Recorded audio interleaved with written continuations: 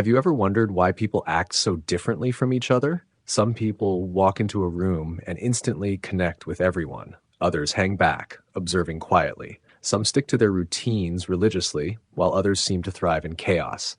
Or maybe you've noticed you're confident in some areas of life, but anxious in others, and you've wondered, what makes me this way? The truth is, it's not random. Psychology has spent decades studying personality, trying to decode what makes you you. And one model has stood the test of time: the Big Five personality traits. In this video, we're going to unpack all 5 traits in simple, everyday terms. No academic jargon, no overcomplication, just human behavior explained in a way that clicks. By the end, you'll understand not only your own personality, but also how to read other people, friends, coworkers, even that one confusing person in your life who makes zero sense. So grab a drink, settle in, because this is a deep dive into how your mind really works.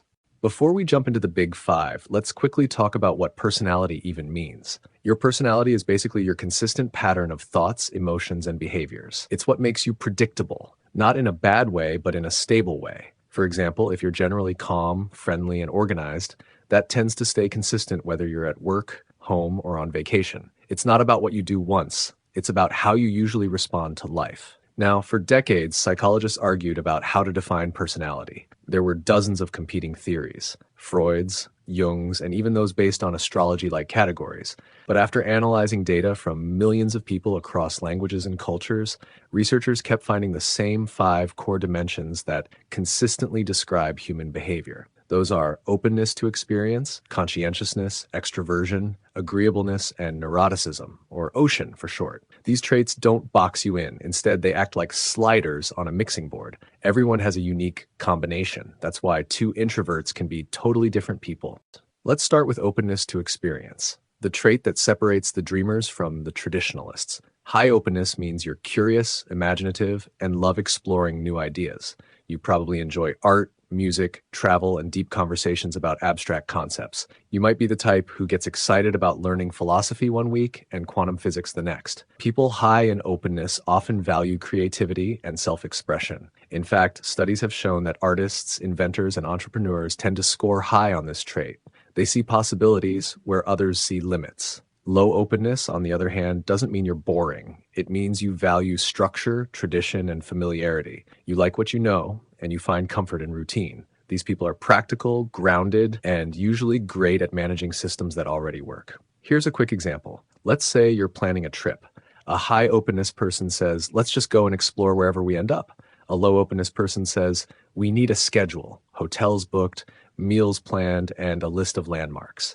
Both approaches work, but they come from different mindsets. There's also an interesting link between openness and political or social views. Research consistently finds that people higher in openness are more likely to hold liberal or progressive beliefs, while those lower in openness tend to value tradition and order. It's not about right or wrong. It's just about comfort with change versus stability. Fun fact, openness also predicts how much you enjoy daydreaming. The higher your openness, the more vivid and frequent your mental wanderings. So if your imagination runs wild while doing dishes, congratulations, you're probably high in openness. Next up, conscientiousness, or what I like to call the get your life together trait. This one is about self-control, organization, and discipline. People high in conscientiousness are goal-oriented. They set plans, follow schedules, and rarely forget birthdays. If you've ever met someone who keeps a detailed planner, color codes their to-do list, and shows up early everywhere, that's conscientiousness in action. Now here's a crazy statistic. A Harvard study found that people high in conscientiousness are 35% more likely to live longer than those who are low in it. Why? Because they tend to avoid risky behavior, eat healthier, and manage stress better. It's also the strongest predictor of success in both academics and career. Not intelligence, not charisma, conscientiousness. Employers love conscientious people because they're reliable. You can count on them to deliver.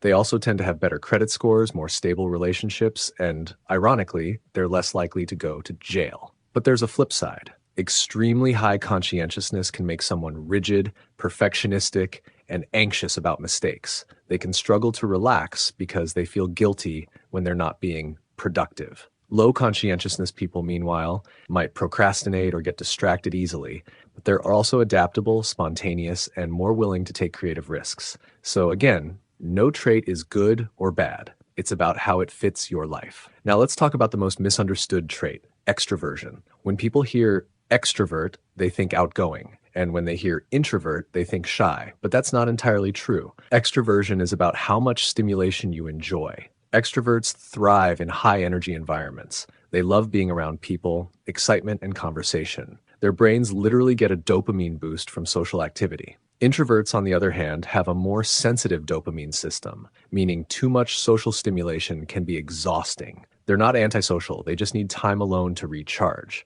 In fact, one study from the University of Helsinki found that extroverts have stronger reward systems in the brain, making them more likely to seek fun, adventure, and novelty. Introverts, however, tend to process information more deeply. They're introspective, reflective, and often great listeners. Think of it like this. If an extrovert walks into a loud party, they think, yes, let's go. If an introvert walks in, they think, how long do I have to stay before it's polite to leave? But here's the kicker. Neither personality has an advantage. Extroverts often excel in social or leadership roles, but introverts thrive in creative and analytical fields where focus matters. And remember, most people are actually ambiverts, somewhere in the middle. They enjoy people, but they also need alone time. They can adapt depending on the situation. So if you sometimes feel introverted and sometimes extroverted, congratulations, you're human. Next up, agreeableness, the nice trait, but with layers. Highly agreeable people are empathetic, compassionate, and cooperative. They hate conflict and often go out of their way to help others.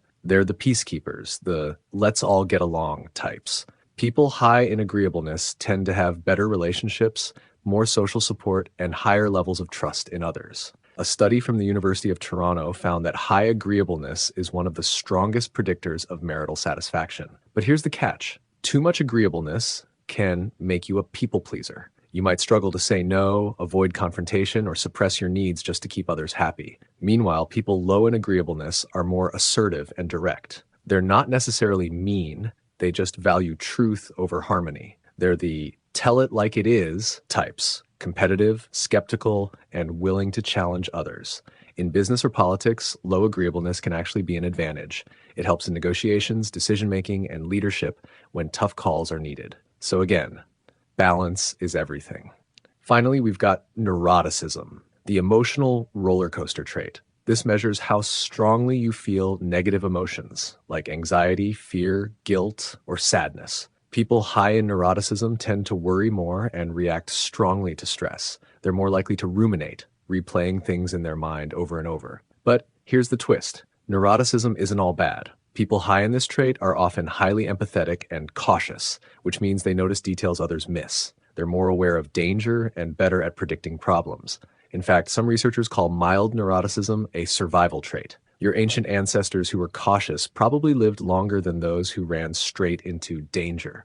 Of course, too much neuroticism can lead to anxiety and burnout, but paired with high conscientiousness, it can actually make someone incredibly driven. They worry just enough to plan ahead, prepare, and prevent problems. So if you overthink everything, there's a silver lining. You're built to notice what others ignore. Now that we've covered all five, let's talk about how these traits actually play out in real life. Your combination of traits influences everything. Your career path, relationships, habits, even your happiness. High conscientiousness, high openness, great for entrepreneurs or creative professionals. High agreeableness, low neuroticism, likely to build stable, happy relationships. High extraversion, high openness, social innovators and public figures. Low agreeableness plus high conscientiousness, strong-willed leaders and decision makers. Your personality even affects how you age. A massive study of over 130,000 people found that as we grow older, most people become more conscientious and agreeable and less neurotic, a process psychologists call the maturity principle. And while genetics play a role, around 50% of your personality is inherited. Life experience, trauma, and conscious growth can absolutely shape the rest. You can't rewrite your DNA, but you can stretch your traits. An introvert can learn social skills. A neurotic person can learn mindfulness. A low conscientious person can build structure through habits. Your traits describe you. They don't define you. Here's where the big five gets practical. Once you know your profile, you can work with your traits, not against them. If you're low in conscientiousness, try habit stacking. Link new habits to things you already do daily. If you're high in neuroticism, practice mindfulness and grounding techniques. If you're low in agreeableness, work on empathy. Learn to listen before responding. If you're high in openness, channel your curiosity into something productive rather than jumping from one idea to another. And if you're introverted, don't force yourself to be louder. Instead, master quiet influence. Understanding your personality gives you an instruction manual for your own mind. So let's wrap this up. The Big Five model doesn't just tell you who you are, it shows you how you operate. It's not about labeling yourself or putting people in boxes. It's about self-awareness, the foundation of growth. Your personality is a mix of strengths and blind spots. Knowing them means you can design a life that fits you, instead of forcing yourself into one that doesn't. You don't have to change who you are, just understand it. And that understanding can transform everything: your relationships, your work, your happiness. If you enjoyed this breakdown and want to understand more about how your mind works, hit that like button, share this video with someone curious about psychology, and subscribe for more weekly deep dives into human behavior and personal growth, because the better you understand your mind, the better you can master your life.